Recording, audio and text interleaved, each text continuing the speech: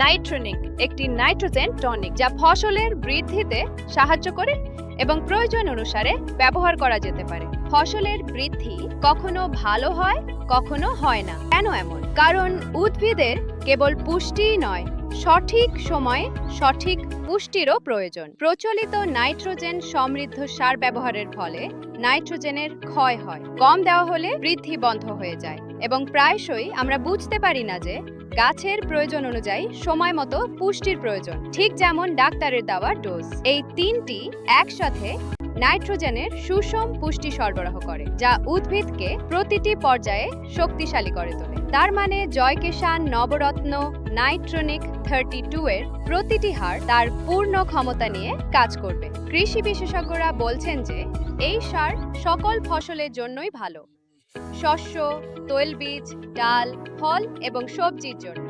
Spray বা drip সেচ যাই হোক না কেন, নাইট্রোনিক 32 সমানভাবে কার্যকর থাকে। এখন নতুন মৌসুমে নতুন পদ্ধতিতে এই ধরনের চাষ শুরু করুন। জয় কিষান নবরত্ন নাইট্রোনিক 32টি ফসলের প্রতিটি ফোঁটায় বৃদ্ধি এবং আমাদের কৃষক ভাই বোনদের। आपकी मुस्कान जय किसान।